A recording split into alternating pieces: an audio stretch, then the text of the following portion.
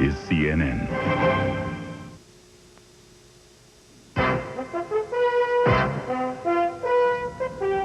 U.S. hostage Jesse Turner, reportedly a free man at this hour. Scorched earth and smoke-filled air. A wildfire causes death and devastation in California.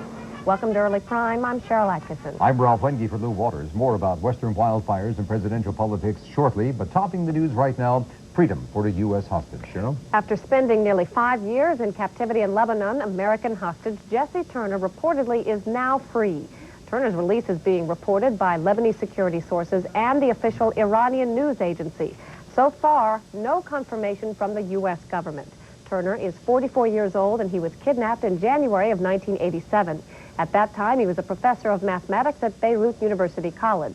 His release had been widely expected. Yesterday, the group that claimed to hold Turner released a statement and a photograph that said a hostage would be freed in 24 hours. Earlier today, Israel freed 15 Lebanese prisoners as an apparent step in a three-way swap being negotiated by the United Nations. Past hostage releases suggest that Turner will take a specific path to freedom. First, he'll be taken from Beirut to Damascus, Syria, where he will be turned over to U.S. officials. Then from there, he will be flown to Wiesbaden, Germany for a medical checkup and debriefing. After spending some time there, he will then head back home to the United States. Now, reports indicate that Turner was released about 2 hours ago. If that's true, he should be arriving within the next few hours in Damascus. CNN's Al Hinman has a profile of this latest to be released hostage. Hostage Jesse Turner became a bearer of bad news and threats from his captors. We're living today a new bitter time. You all know that our fellow teen is dying.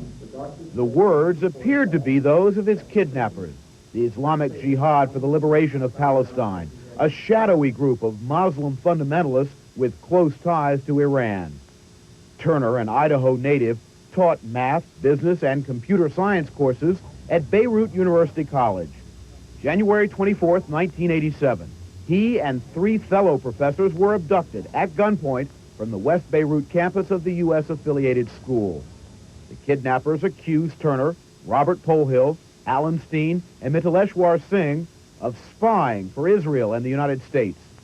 In the kidnappers' first videotaped message on the professors, Turner not only announced that fellow hostage Steen was dying, but also, in words very similar to statements made by other hostages, had some sharp criticism of the Reagan administration.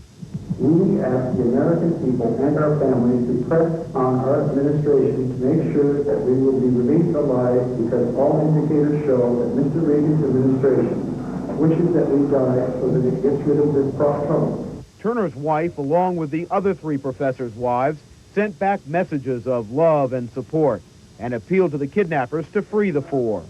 The wives stayed in Beirut, working every possible angle they could to free their husbands.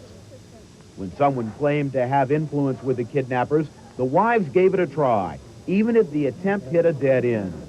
The few and far between communiques from Islamic Jihad brought little hope of an early release.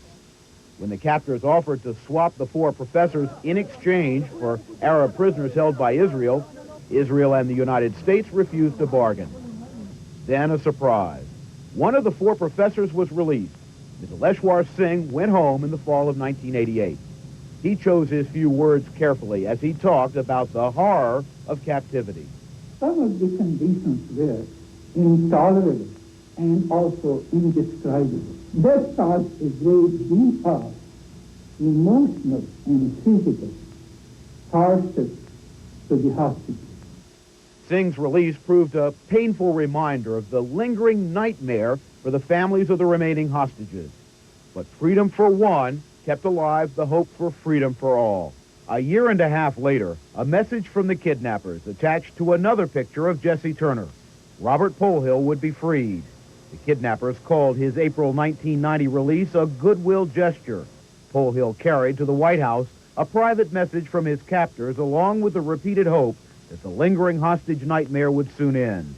But the ordeal was to linger on. A year later, the kidnappers once again coupled a photo of Turner to the renewal of their demand. No freedom for hostages Jesse Turner and Alan Steen until Israel frees all its Arab prisoners. Al Hinman, CNN, reporting.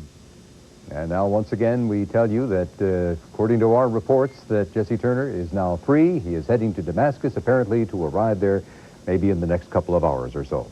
More than 1,000 firefighters are battling California's deadliest blaze in nearly a century. Authorities say the fire that's raging through the tinder-dry hills around Oakland and Berkeley has done $1.5 billion in damages. For the latest, we go live to CNN's Don Knapp. Don?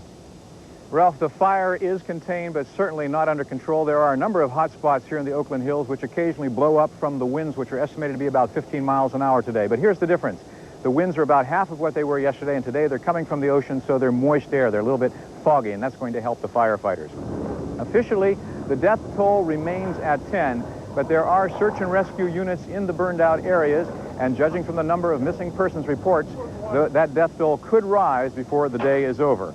148 people have been injured, someplace between 400 and 600 houses destroyed. CNN's Greg Lamont was on the fire scene all night and has this report. A living, hellish nightmare. Hypnotic flames that rendered residents helpless, left to only stand and watch as their well-to-do homes crumbled into ashes. Their lives shattered. Neighborhoods filled with years of memories wiped away in a matter of minutes. I can tell you the color of every house that's burned down here. I delivered papers to every house along this street, and 2/3 of them are going to be missing. The wind-driven flames spread so fast, some firefighters had to drop their hoses and run for their lives. Veteran firefighters were in awe of its intensity. We counted at least from 12 to 20 houses up on this ridge up here in Rock Ridge are totally destroyed, completely gone. Beautiful homes worth anywhere from $500,000 to $1 million. Completely gone, completely devastated. I was in Lebanon, I was in Grenada. It's like someone went over, dropped a couple 500-pounders, followed out with napalm. There's nothing left. Thousands of people were evacuated. Some spent the night in makeshift shelters. But given the enormity of the fire, the Red Cross says the shelters were not overburdened. There's fewer than I expected. We're certainly prepared for many, many more, and we do keep taking them in.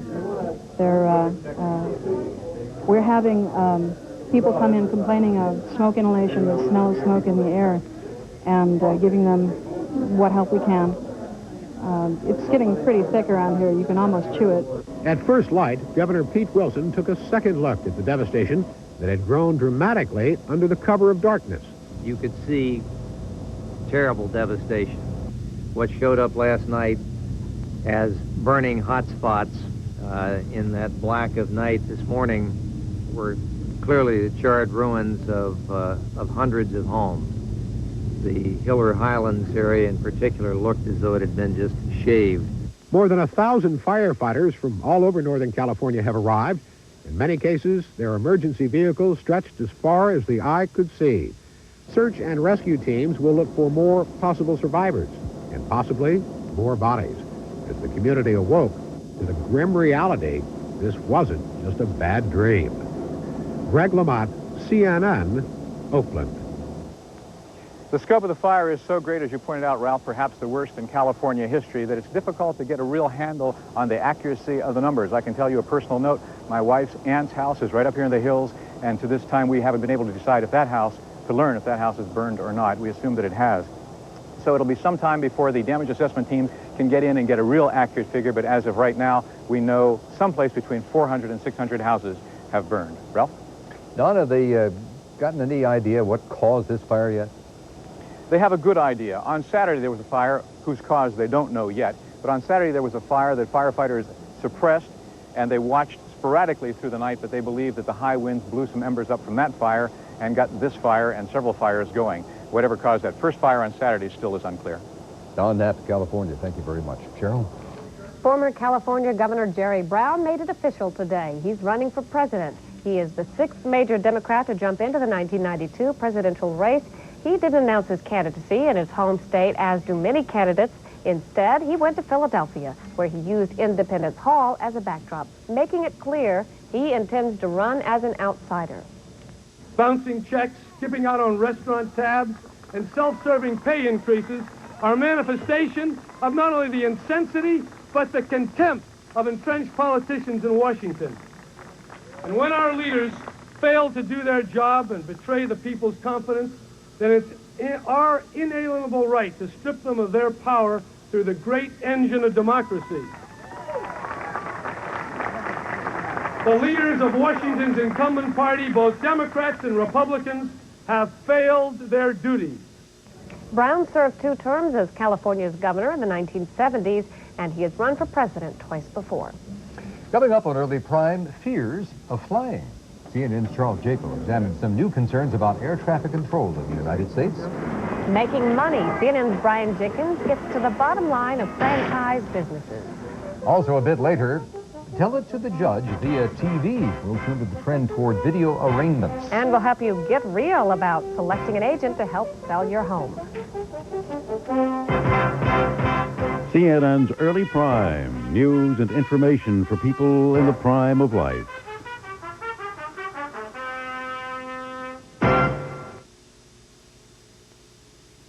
You, my friend, can use some fun. Big fun. Las Vegas, Atlantic City, cruise ships. But you got to take this along, the Players Club card. It's going to save you a lot of money. 25 to 50% off fabulous resort hotels, 25% off meals and drinks, up to 50% off shows and entertainment. Come on. Call Players Club for much more information free. You're too smart to pay full price. New members get 2 free nights in Las Vegas or Atlantic City when the club books their flights. Call toll-free now. On CNN today, staying afloat when your home is on the water. G.D. Most visits Manhattan's boat people on the world today. And on Moneyline, minorities in business climbing the ladder of success. All today on CNN.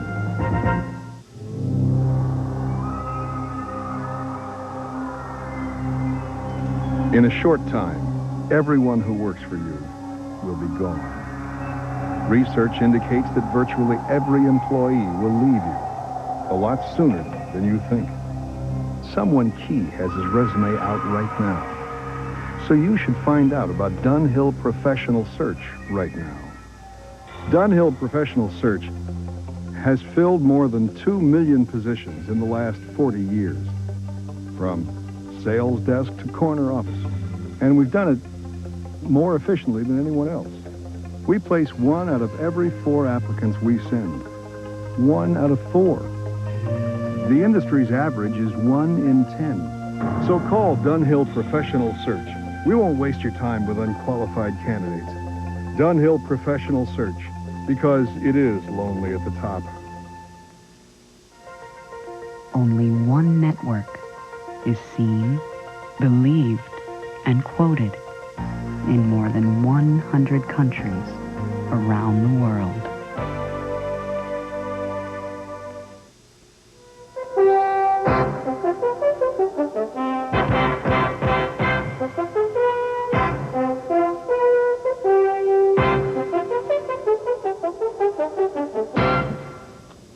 President Bush may possibly be trying to beat the Democrats in their own game, and so he is considering proposing tax cuts for middle-income Americans. Now, such a move would be part of a package designed to speed up the nation's economic recovery.